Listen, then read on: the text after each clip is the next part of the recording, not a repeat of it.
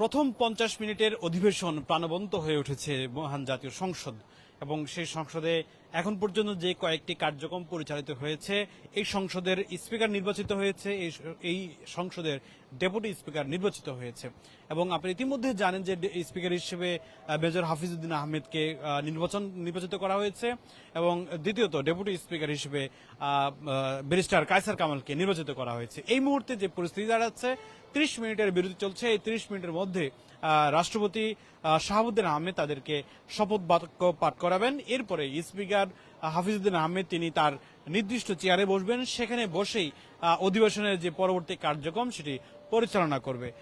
আমরা যদি একটু বলি যে প্রথমে স্পিকার নির্বাচিত করার আগে সংসদের সভাপতি হিসেবে দায়িত্ব পালন করার জন্য নাম প্রস্তাব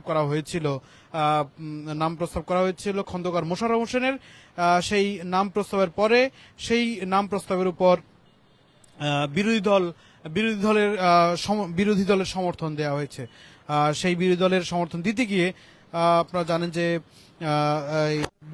জামাতের নায়েবে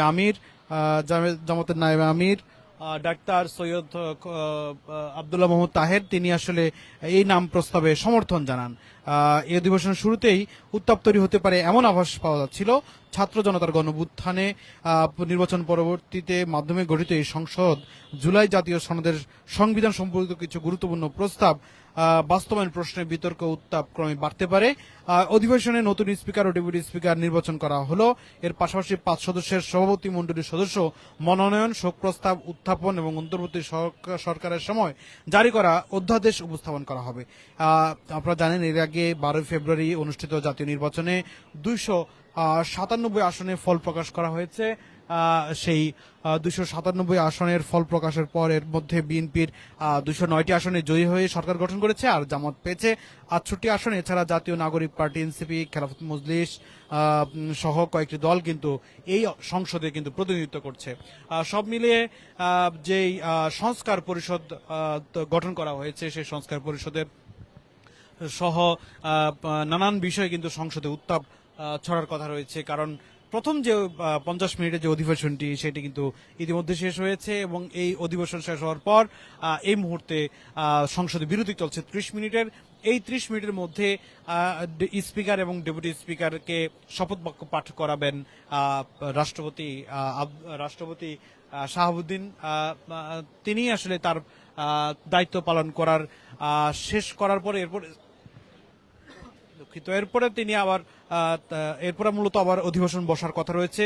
সেই অধিবেশনেই আসলে সংসদে আরো উত্তাপ ছড়ায় কিনা সেটি কিন্তু দেখার বিষয়। কারণ সংসদে আজকে জুলাই সংস্কারের যে বেশ কয়েকটি বিষয় রয়েছে, সেই বিষয়গুলো নিয়ে সংসদ উত্তাপ হতে পারে। প্রথম অধিবেশনে যেহেতু শুধু কেবল স্পিকার নির্বাচন করার বিষয়টি ছিল, ফলে এই মুহূর্তে আসলে সংসদ উত্তাপ না হয়ে একটি প্রাণবন্ত পরিস্থিতি কিন্তু তৈরি হয়েছে।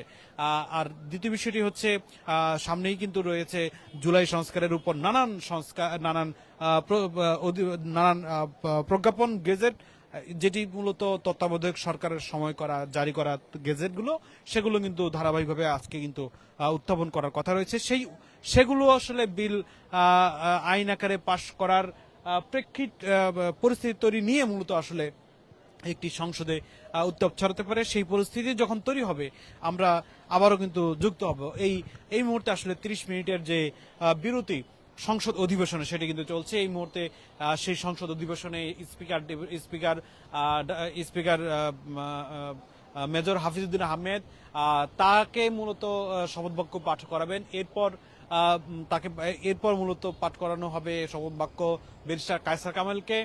আপনারা জানেন যে দুজন অলরেডি স্পিকার এবং ডেপুটি স্পিকার নির্বাচিত হয়েছে সংসদে, তাদের নেতৃত্বে মূলত এই সংসদ পরিচালিত হবে। এরপর মূলত যে সমস্যাটি তৈরি হয়েছিল শপথ বাক্য পাঠ করানোর প্রথম দিন, অর্থাৎ 18 ফেব্রুয়ারি, সেদিন মূলত আপনারা জানেন যে সেদিন দুটি শপথ বাক্য পাঠ করার কথা ছিল, একটি সংসদ সদস্য হিসেবে, অপরটি জুলাই সংস্কার পরিষদের শপথ বাক্য হিসেবে। বিএনপির যারা সাংসদ রয়েছেন এবং বিএনপি জোটের যারা সংসদ সদস্য রয়েছেন তারা কিন্তু একটি শপথ বাক্য পাঠ করেছিলেন সেদিন সংসদ সদস্য হিসেবে, এবং সংবিধান সংস্কার পরিষদের যে শপথ সেটি তারা কিন্তু গ্রহণ করেনি। অপরদিকে বিরোধী দল যারা রয়েছে জামাত সহ এনসিপি, তারা সেদিন দুটি শপথ তারা গ্রহণ করেছেন, পাঠ করেছেন এবং দুইটি শপথ নিয়েছেন। সেই দুইটি শপথ, একটি হচ্ছে সংসদ সদস্য হিসেবে, অপরটি হচ্ছে জুলাই সংবিধান সংস্কার পরিষদ হিসেবে। বিএনপির পক্ষ থেকে বলা হয়েছিল সেদিন সংবিধান অনুযায়ী তারা সংসদে যে জুলাই সংস্কার পরিষদের যে বিলটি তারা সেটি উত্থাপন করবেন, সেটি পাশ হলে তারপরে পরবর্তীতে জুলাই সংস্কার পরিষদের যে কার্যক্রমটি তারা চলমান রাখবেন, এটি তারা কিন্তু বলেছেন। অপরদিকে জামাত বা বিরোধীদের পক্ষ থেকে বলা হয়েছে যেহেতু গণভোট মানুষ রায় দিয়েছে, সেই হিসেবে জুলাই সংবিধান সংস্কার যে পরিষদের যে শপথ, সেটি কিন্তু মানুষের যে ভোটের মাধ্যমে যে রায়, সেটি আসার কারণে এই সংবিধান সংস্কার পরিষদের শপথ নিতে কোনো বাধা নেই, বরং তারা বলছেন যে সংবিধানকে কার্যকর ভূমিকা রাখতে সংবিধান সংস্কার পরিষদের শপথটি তারা গুরুত্ব হিসেবে দেখছেন। তো সব মিলে বলা চলে যে এখন যে বিরতি চলে, এরপরে যে বিরতির পর যে অধিবেশন, সেই অধিবেশন শুরু হলে পরিস্থিতি যেই দিকে মোড় নেয় আমরা আবারও আপনাদেরকে জানানোর চেষ্টা করবো। এই মুহূর্তে বিদায় নিচ্ছি, আমি ফখরুল, সংসদ অধিবেশনের সামনে থেকে। যে যেখানে থাকুন, যুগান্তরের সঙ্গে থাকুন।